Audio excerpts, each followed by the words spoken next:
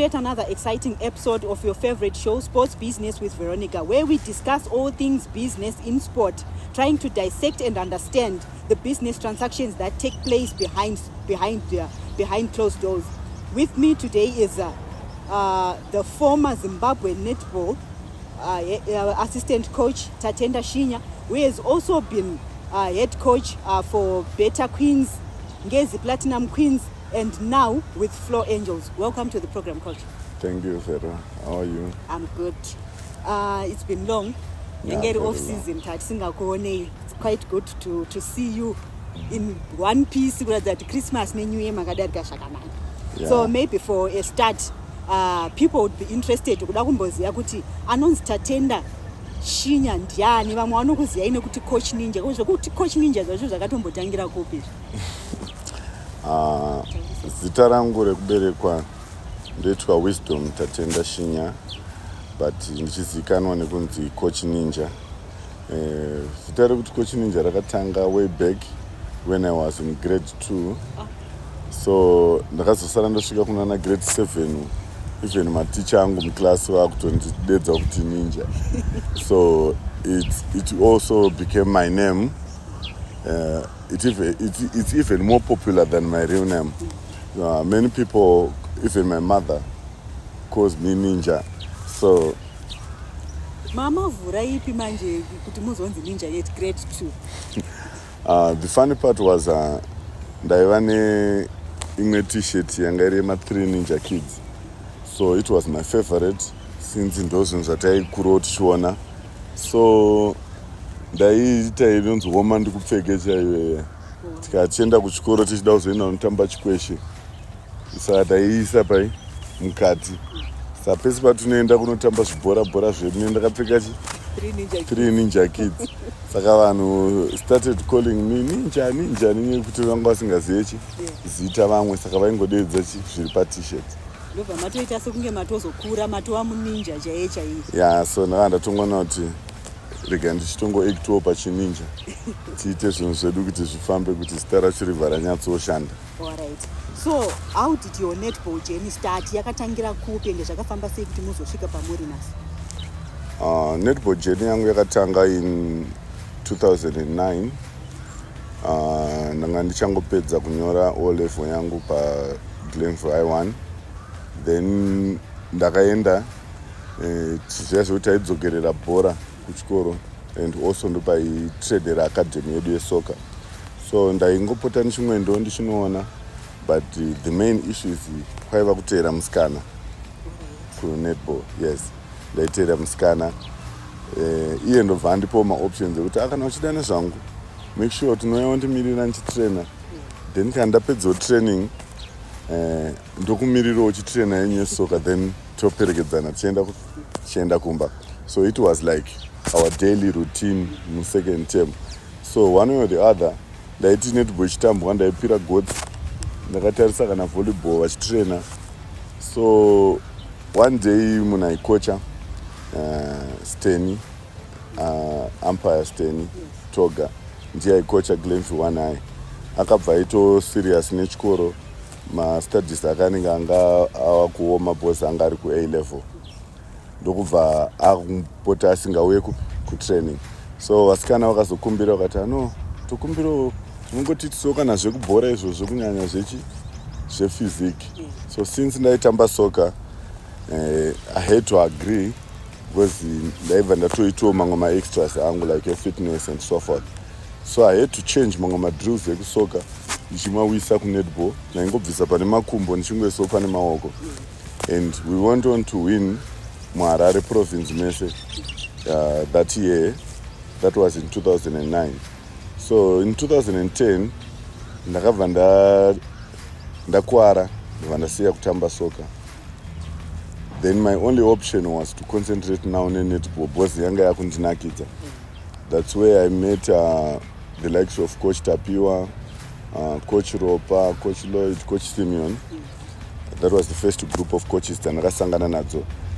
Patakanoita workshop, my first workshop in 2010. So ndaita workshop iyaya ndakabva tasangana nevamwe vangwari varidzi vetimu yekudzvara sekwa yainzi Jazira Netball Club. Ndokubva vati atokumbirawo mupote muchiya muchita sei muchitibatsira. The invitation was on Coach Tapiwa and me also. So we had to go to Dzvara Sekwa tichingoenda kunoita ma-training sessions. But Tapiwa by then was head coach ku Stanbic. And anga akandi-invite also to come kuma-training sessions awo ndipote ndichidzidza one or two things. So kujazira kwekweya tichienda sekunobatsira Tapiwa akazongoti ndakukusiyirai mufana wangu asara achiita sei achikukochai. So ndaiva kocha but it was for free. Chavaingondipa chete yanga iri mari yetransport.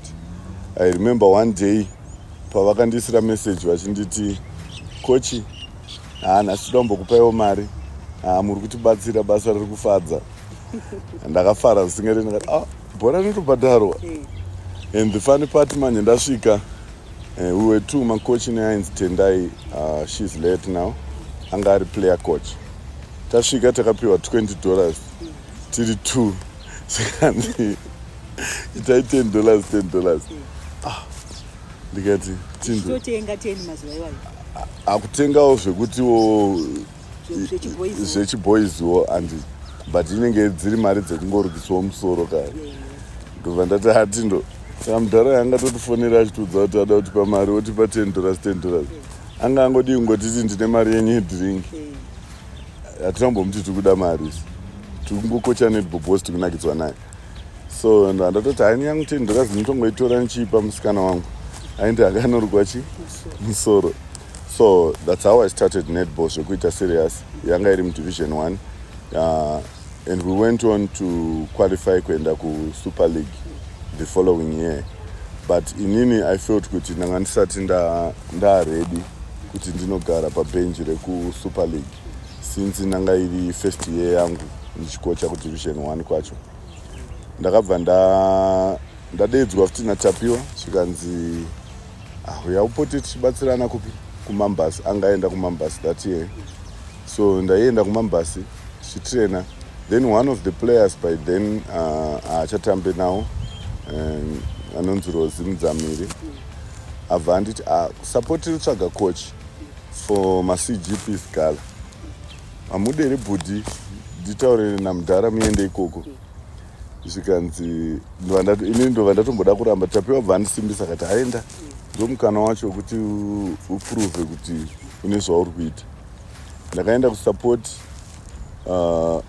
It was mainly for CGP Scala.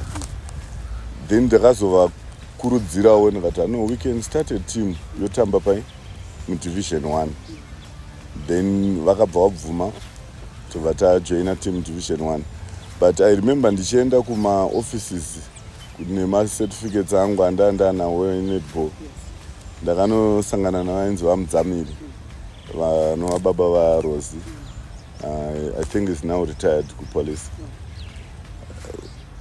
Zvavakandiita zvacho ndakafila kuti ndadzikisirwa stereki because nandiri mudikani and ivo kuti ndikuyozokocha mapurisa. By then I was around 18 years or 19. Ndichivapa ID yangu vakanditi mapepa tamwana but uri kamwana kadiki ungakocha mapurisa iwo. And I was also immature by then. Ndine pride yakawandisawo. Ndasumuka ndabvuta ma-certificates angu. Saka nekusaziva futi kuti kupolice manje upinde nepakati peparade square ka. Ndakachekerera nemuparade square imomo ndakaenda kumakombi. Ndakazoita kutumirwa vanhu kunze ngadzoke. Then ndopa ndakava ndatanga kukocha kusupport. Saka kubva ipapo ndichibva kusupport ndakaenda kuAir Force yanga iri division 1 also. Ndakubva kuAir Force, my first assignment ku Premier League was Glow in 2014. Ndakazoenda unokocha ku Glow.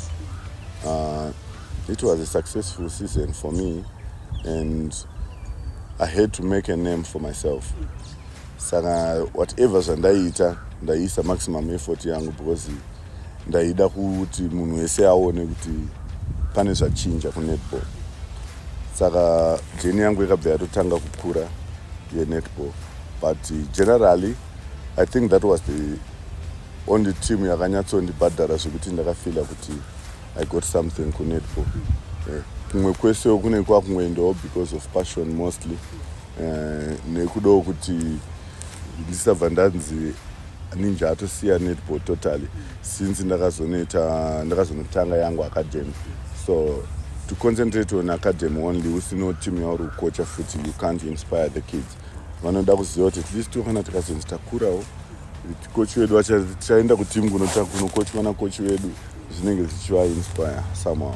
So that drives me back kuti ndirame ndichikocha kumaclubs. So pamakazobva kuGlow ndopamakabva kuGlow mukamboti ana Conmara muchizoendawo kunana Beta. From Grow ndakaenda kuConmara ndikaita season ndiri Conmara ndakazobva season yakupera because zvandanga takapromiswa hazvina kuzobuda post tatapromiswa mabasa. Ndo pakatanga kuoma zvinhu kuti vanhu vanga vasapinde mabasa achichi especially vekusport. Saka ndichibva ikoko Conmara ndichiuya kuHarare ndakasvikoenda kuNehanda. Simeon ndo paanga ambomiswa ndikanoshanda naChipfunde naMaichimatira naMaimugwagwa. So takashanda nawo kusvika almost half year season and hatisina kumbobvira tadyiwa any game by then muleague. Then ndo pandakazoenda kunojoina Beta. So from Beta ndobva naenda kuNgezi ndobva ndamboita break ndichibva ndazoenda kunational team. Then vandadzoka last year mid season ndobva ndatanga kumboshanda neBaitbridge. It was more like kuvabatsira because I can't say kuti I was working there because I wasn't getting anything. It was out of passion. So from Baitbridge I signed a contract recently with Flow Angels. That's why I'm coaching this year. Alright. And takakutarisaiga tracking your journey. It's now more than 10 or so years murimo munetball. And obviously you know a lot zvinoitika zviri kuitika munetball and you have been there zvinhu izvi zvichiita se nekufamba kwemakore. So maybe in your own words as coach Tatenda Shinya, can you please maybe tell us in brief state yenetball izvezvi kuti zvinhu zvakamira sei, and what are some of the changes that you have seen over the years zvamunofunga kuti zvinhu zvedu zvakarasikira pakati zvazvoita kuti tisvike patiri zvino? Ndichitanga kuya kunetball kwaiva neyainzi Super League. I'm sure yairanwa neZimbabwe Netball Association. Super League yanga yakanaka pakuti yaiunza competition within the teams, and also feed yekunational team was easier for the coaches to select. I think that's why vanhu vaikwanisa kuenda kunokemba for a week vobva vanotamba magames, unlike izvezvi kuti vanhu vanokwanisa kutokemba maybe 2 months voenda vanotamba but still not produce better results than zvaiitika before. Change yakazotanga I think pakafomwa another league which is Raneo. That was around 2018. Raneo payakachinja, some of the teams akasplita, mamwe akasara uku mamwe akaenda uku for a season. Zvakabva zvaita kuti bhora riite madivisions, and from then bhora redu harina kuzomboita normal, hatina kuzomboimprove again, tiri kudzikira every day, and izvezvi zvinenge zvatova wese because ini ndikangofuma ndichitoti ndakuda kutotanga league yangu ndikutoina chinotanga league yangu. So it seems like people are benefiting somehow, vacho vanenge vachida zvigaro, be it from the association side nema leagues ari kutangwa, and it the likes of Raneo, PNL, Taka, vanhu vese ava inyaya yekuda power. Saka tisingazive manje kuti kuda power chete here kana kuti they are also benefiting something that we don't know, because isusu vacho vari kuzoenda paground kunoshanda, macoaches nema-athletes, we are not even seeing anything chiri kubenefita vanhu unless waenda kunopindawo basa. but kuti even wapinda basa sport yacho ngaikuchengete not kuti wochengetwa nekubasa kwawakanopinda. Saka sport is not giving us anything, especially us as coaches and athletes. We are not benefiting anything from netball. The only thing that we benefit maybe susu akaenda kunational team unenge wabenefito kuimbirwawo national anthem vanhu vakatarisa patv nekuwanawo hembe dzakanyorwa kunzi Zimbabwe, neexposure yekuti uri kunosanganawo nevamwe vanhu, mukana wekunosangana maybe nevanhu vari kutamba netball at all levels. And ndo mabenefits atinenge taitawo. Ndakwirawo ndege, handina kuzvibhadharira tiketi rendege, changu kungorongedza bhegi, ndopiwawo bhegi ndoisa hembe dzakanyorwa kunzi Zimbabwe ndoenda. But when I come back home ndikutodzoka kumba ndine chikwereti. And because let's say ndaita 2 months in camp, ndikuita 2 months in camp ndikushandisa mari almost every day.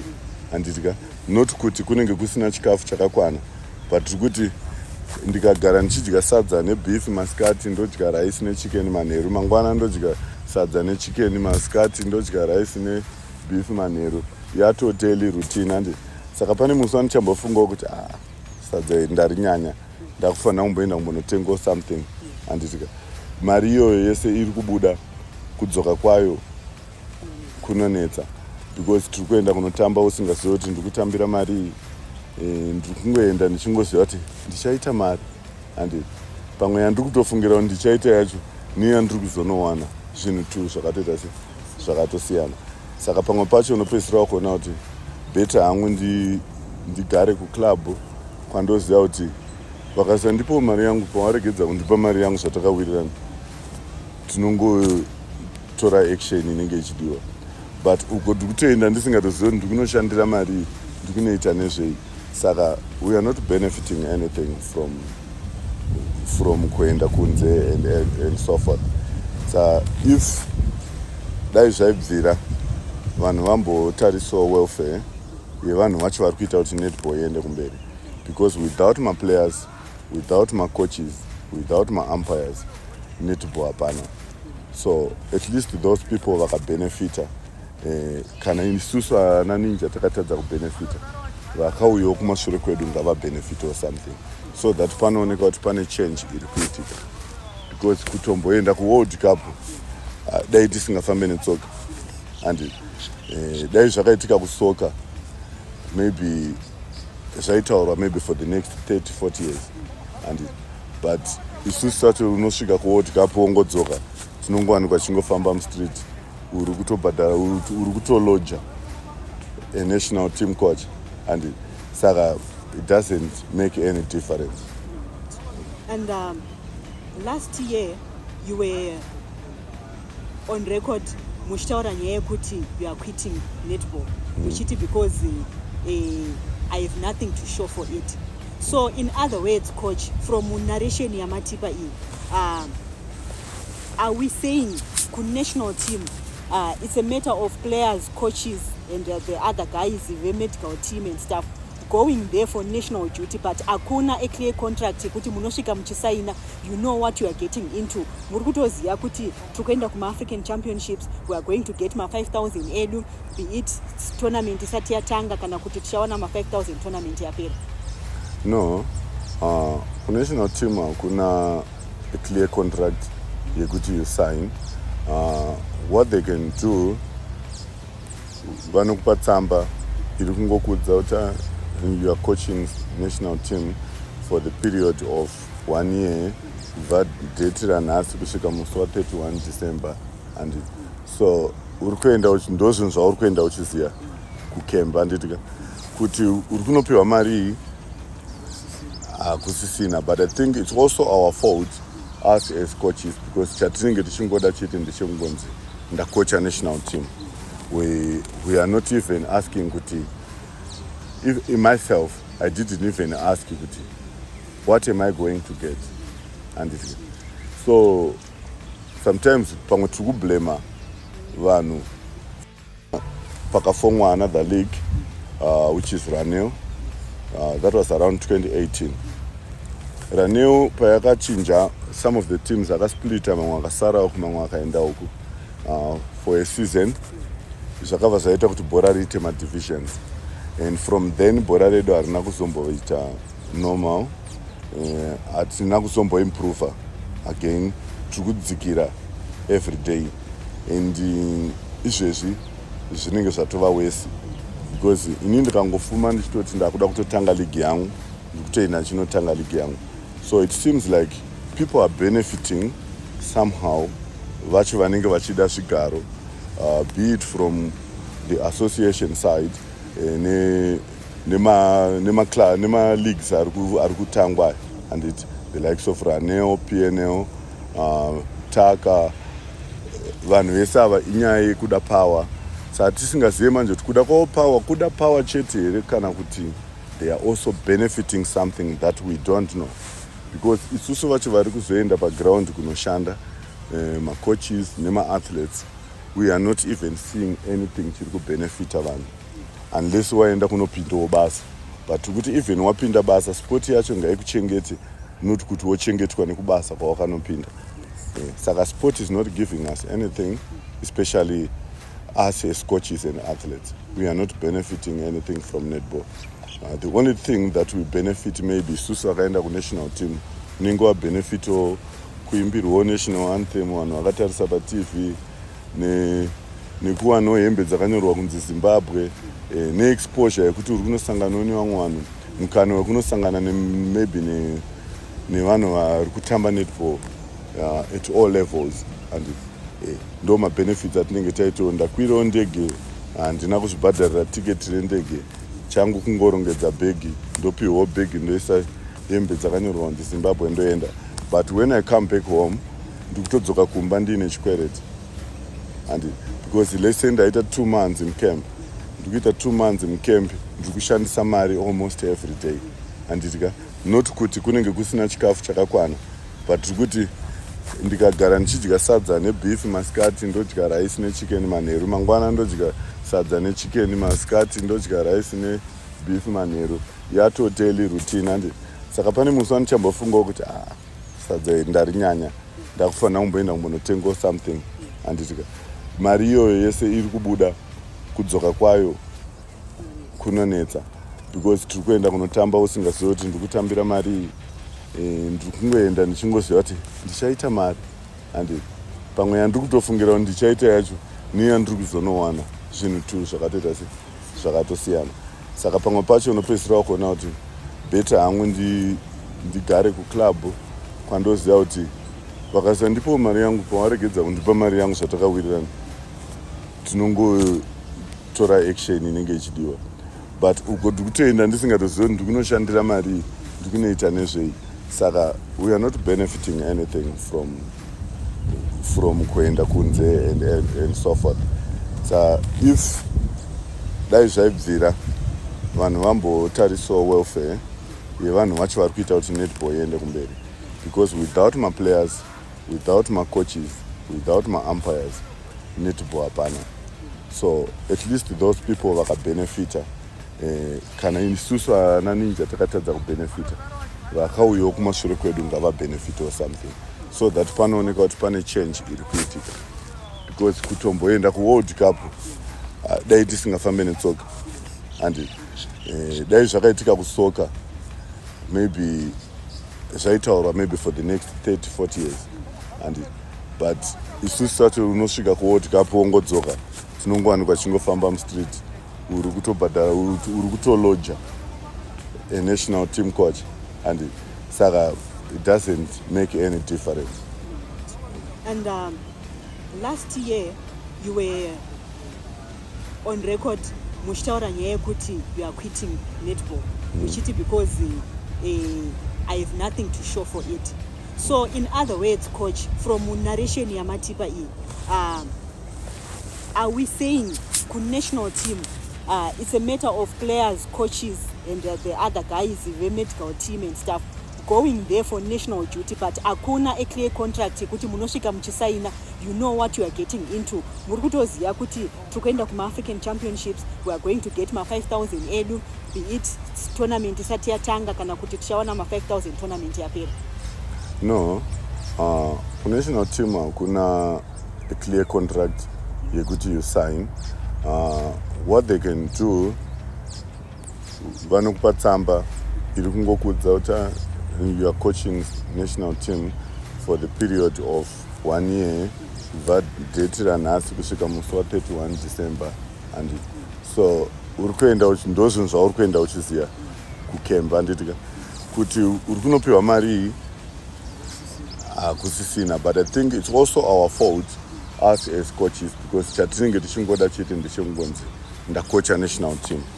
We are not even asking kuti, if in myself I didn't even ask kuti what am I going to get.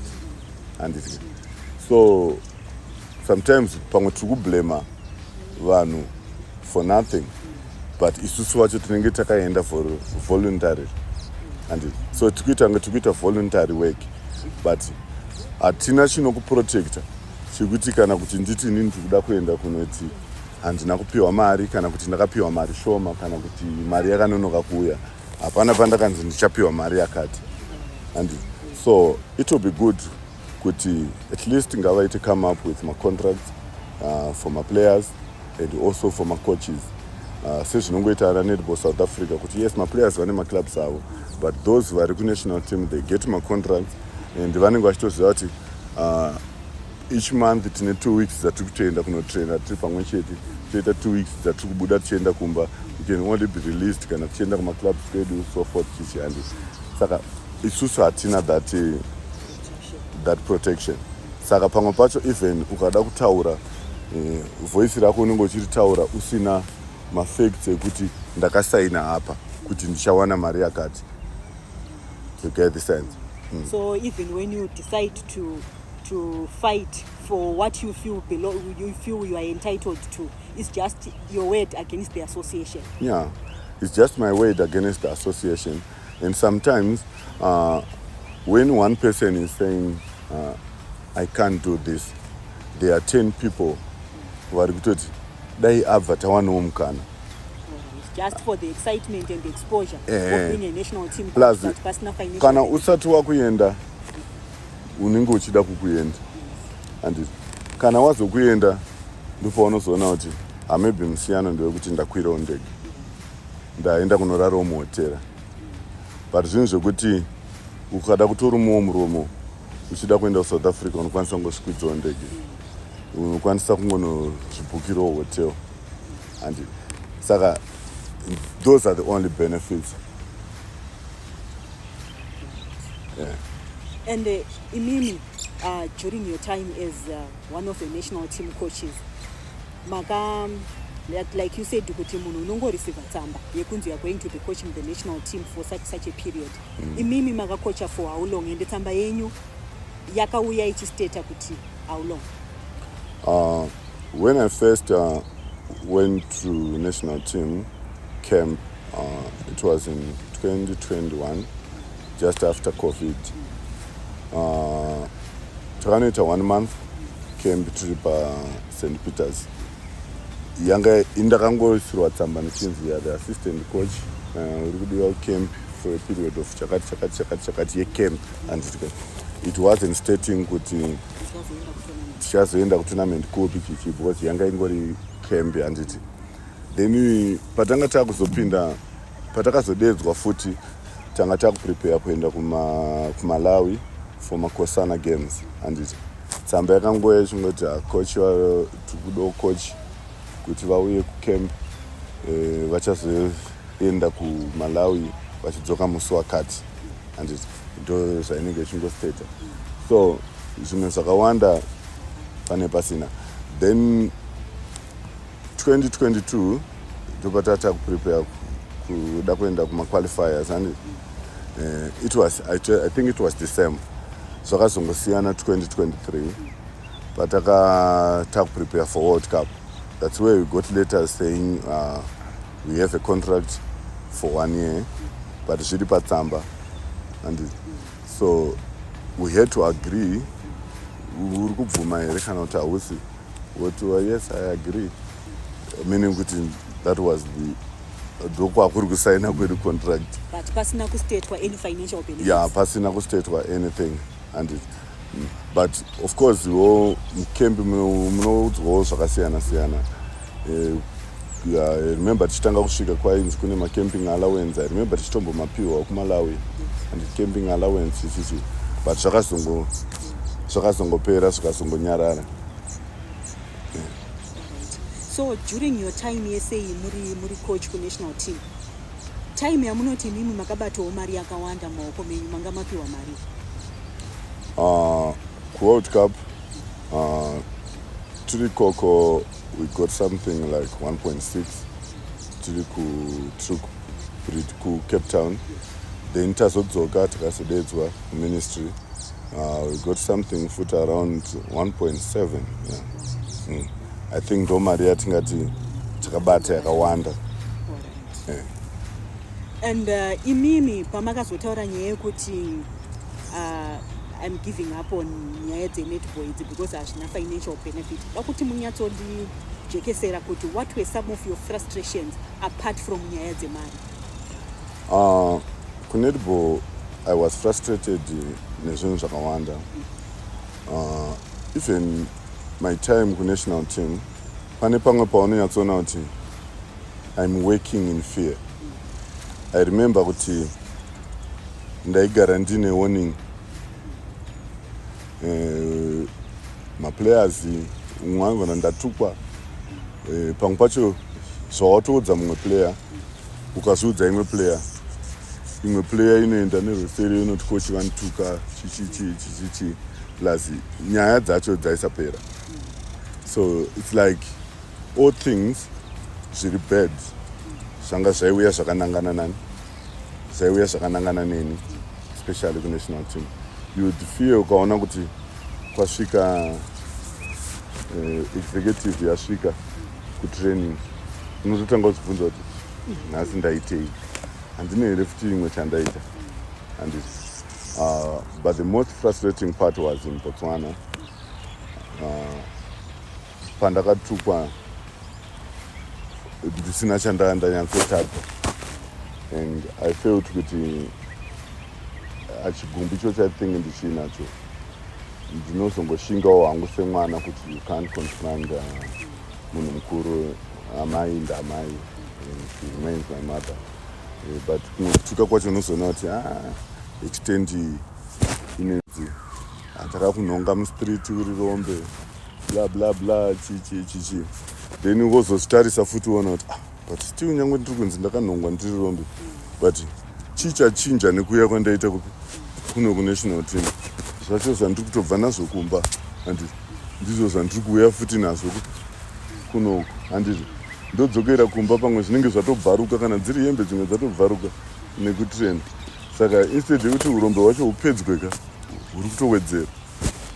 Handiti saka unenge waudzwa mashoko akadaro wozoenda kumba manje wozonogaya kuti but nditoriwo baba kumba kwangu, but kana ndakusvitswa palevel yes I know kuti I want exposure, ndotodawo kukwira ndege. Hapana munhu asingade kuenda kuScotland, and I knew about Scotland way back kuti kuchaenda kuScotland ende kuchadai. Inini handina kudzingwa, but I felt kuti it's good kuti ndisiye for my peace of mind. Sometimes it's better to be happy than to be rich usiri kufara. And saka mental health yangu yanga yakakosha by that time, and I was even frustrated kuti inini I was an umpire handitika, but I get to a point yekuti I couldn't afford to pay $50 affiliation yekuti ndiridze, and usina kuridza you were not going to pay to usina kubhadhara affiliation, you were not going to umpire. And saka ndakati saka netball yacho ndiri kuiitirei, and chandiri kunyatsofira kuti ndinzi ndiri kuita netball benefit yangu yekunzi at least ndakatombosvikawo ku World Cup netball ndepapi pakuti ndokwanisa kudai. And wozofunga kuti maybe pamwe takatomboenda ku national team kune ma-assignments atainzi kune mari. I remember tichienda ku Pretoria ku Diamond Challenge, munhu wese takaenda tine budget dzekuti tikunofa nemari, but ipapo it's not blame, we can't blame association because sponsor akazowithdraw taikoko. and we had to face a lot and set team. Saka tese taitonzwirawo tsitsi venue ana madha kuti vari pamahwani boys zvino hazvisikuita se haisi kubalansa. She would cry all day long and but kuti taenda ikoko tadzoka hatina kana send, then tobva taenda kubotswana todzoka futi hatina kana send, ingori thank you and ndisina kupiwa kana send. We all know kuti hatina chatakamupa. The only job raari kuita is coaching national team. Then you want me to pay futi another $50 for affiliation and yekuti ndiridze magames kuti nditombowanawo something chekuti ndiri kubenefitawo something kunetball kana ndaridza game and ndikaitoka $50 nchienda kumba zvinobuda zvanga zvisingaiti. So I choose kuti better ndite se ndigare kumba ndimboona kuti ndinofa here kana ndiri kumba ndisiri kuita zvenetball. So imimi, you have also tested life as an umpire. Kuma umpires ukoko, how much affiliation fee do you pay for a season? And imimi pamunozoridza games aya munobhadharwa here and kana muchibhadharwa, who pays you?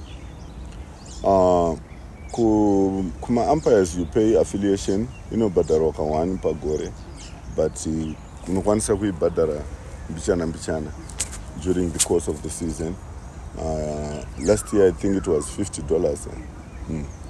Then pane zvimwe zvinozoda kutengwa zvakaita semakits unozvitengera and pakanzi paridiwa kiti yakati ndiyo unotoenda unotenga unobudisa mari yako, paridiwa chakati unobudisa mari yako.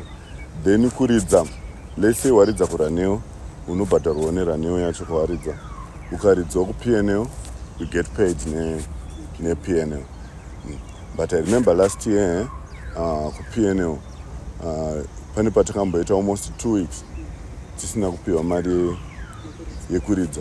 So imagine kuti unenge watravela kuenda kuGweru, maybe wakwereta and mari yetransport kuti uende uchiti ndikunoridza ndo handabhadharwa mari yangu, then woita dzimwe 2 weeks later.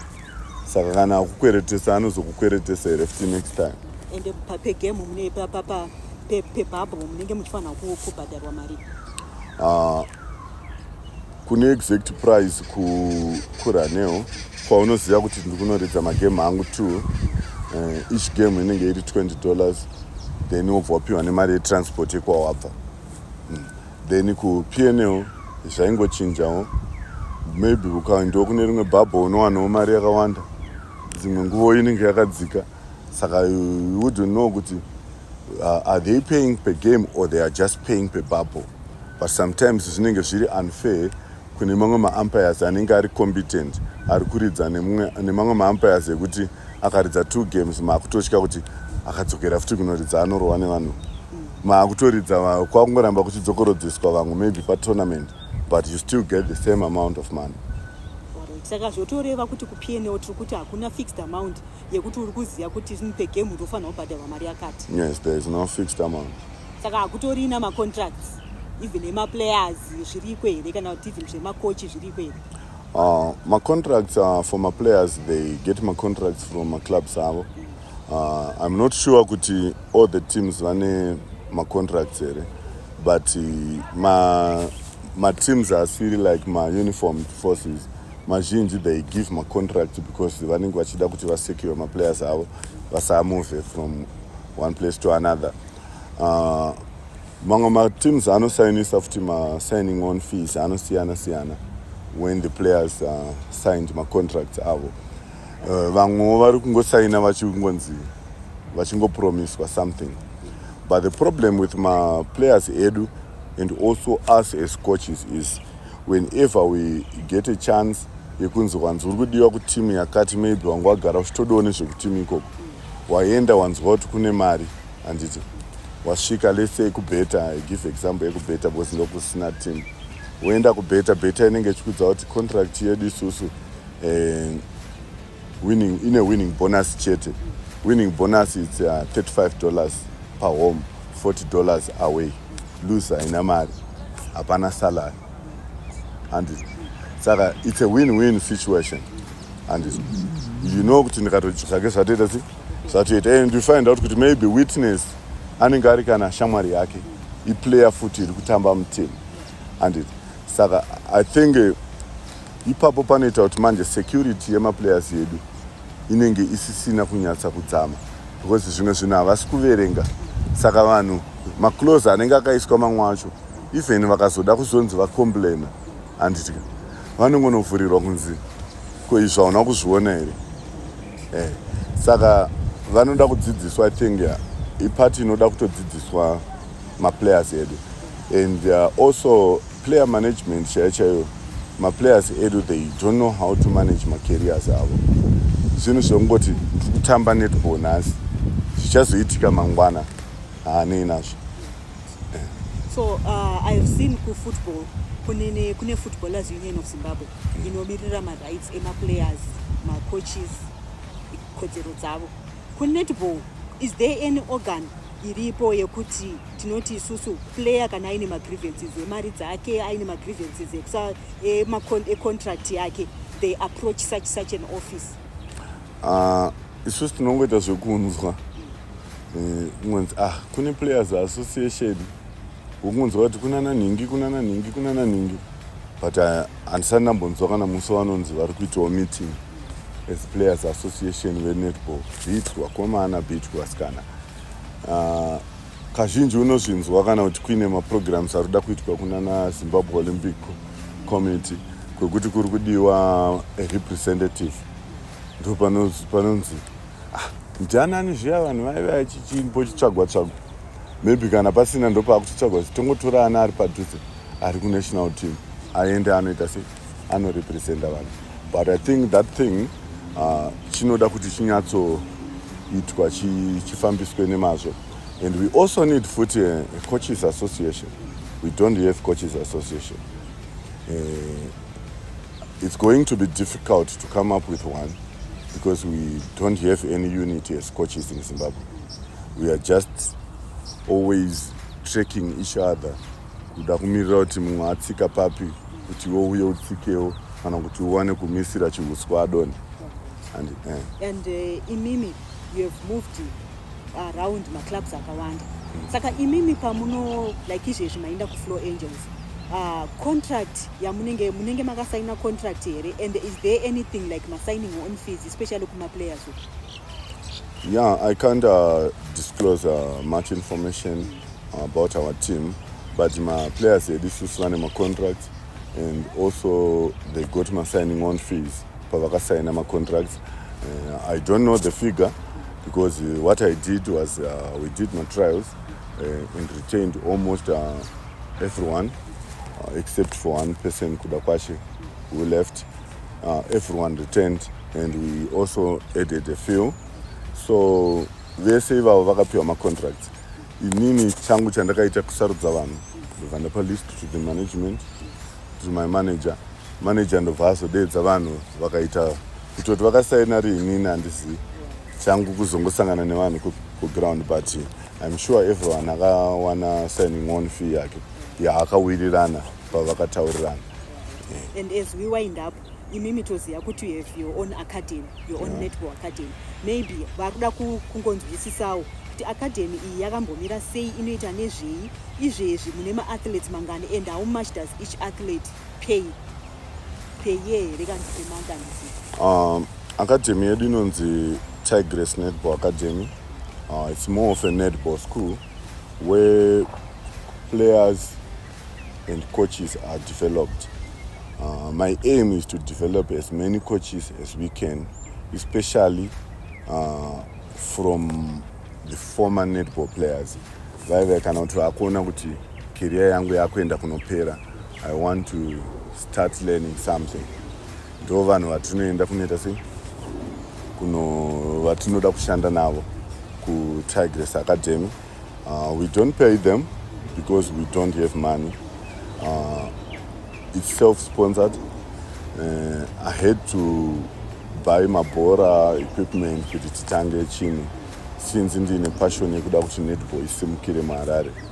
So Tigress Academy inotangira pamakore 5 years kusvikira pa18 years. We sign a contract yatinosaina neparent kuti titange tiri in charge nemwana for my training sessions, for development yemwana, and we also give feedback to my parents kuti mwana ari kuimprova here, zvii zvinoda kuchinjwa. Zvese zvatei tichiita stage yega yega yatei tichiita nemwana, we give feedback to the parents. You pay $50 registration fee, but pa$50 ipapo tinobvisa mari inoenda kunotenga bhora raunozoshandisa bhosta ichida kuti mwana wega wega aite bhora rake kuti training isati netse. Then the other $10 inoenda kunotenga wood jacket academy kuti mwana anopfeka achiuya kutraining. We are still working on my kits and my training kits and also my tracksuits ekuti patichazenge takuita games. We want to have as many, even in my international games, ekuti tichiita kuti vana vedu vawane exposure. So Tigress Academy tinoitira pa Queen Elizabeth. We are lucky kuti hedu vakauya vari kusapota netball zvakanyanya. Vakatotigadzirira futi macourts too enetball akanaka zvekuti saka vana vedu varinge vachiwana maproper structures ekuti vanotrainera, and macoaches ari kuuya, they are also benefiting a lot.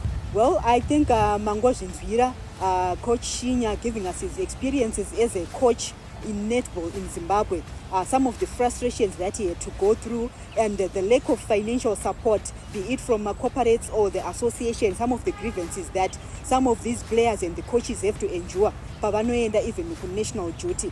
And now Coach Tatenda is now has an academy, trainer from 5 years, as young as 5 years zvichikwidza up to 18 years in netball. So I think vanenge vaine interest nekuzojoin academy yavo, or the parents who want to get more information on the academy, you can check out the numbers on the screen. More try kuvabata. And I think that's all for today. Catch us next week, same time. Thank you.